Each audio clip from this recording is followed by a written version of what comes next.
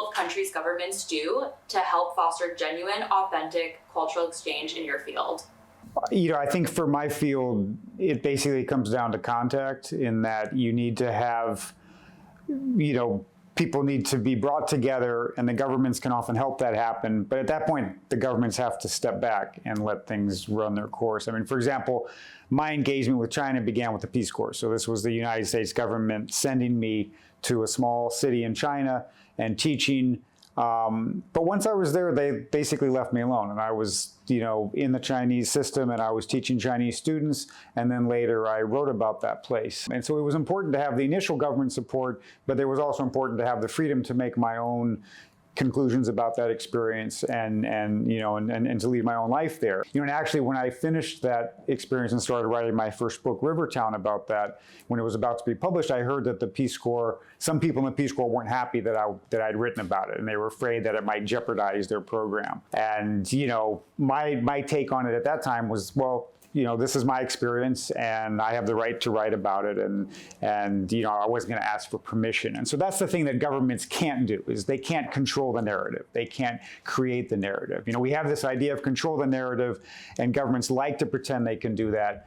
But in truth, it's a very individual process. You can bring the individuals together, but you can't shape their conclusions. That's what makes it natural. That's what allows writers to connect with readers, is that sort of authenticity.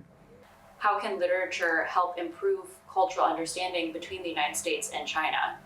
Yeah, I mean, there is an incredibly long history of, the importance of writers in bridging this gap between China and the U.S. And really, I think in one of the earlier phases of U.S. and China engaging with each other, like in the early 20th century, you can see a lot of writers who were moving back and forth between these cultures. There was a Chinese writer named Lin Yutang, who wrote a number of books in English, helping Americans kind of think about Chinese civilization, Chinese culture. And he also brought stuff from America to China, like actually the word for humor, youmo, that they use in Chinese. He coined that to try to explain to Chinese what this concept of humor was, as it was seen in America and in the West, and sort of the philosophical implications of it.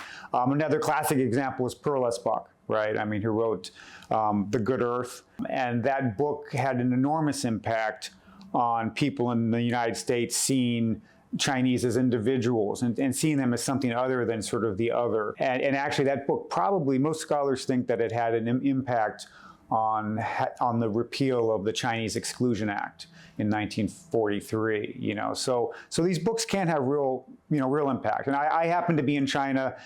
I went to China in 1996 and was there for 11 years. In that sort of period in the 90s and the 2000s, there were many, many writers and journalists from America who were able to go to China, have access, get to know certain subjects, certain individuals, and write those stories, and in all different kinds of ways, and introduce them to readers in America. It was a very important moment.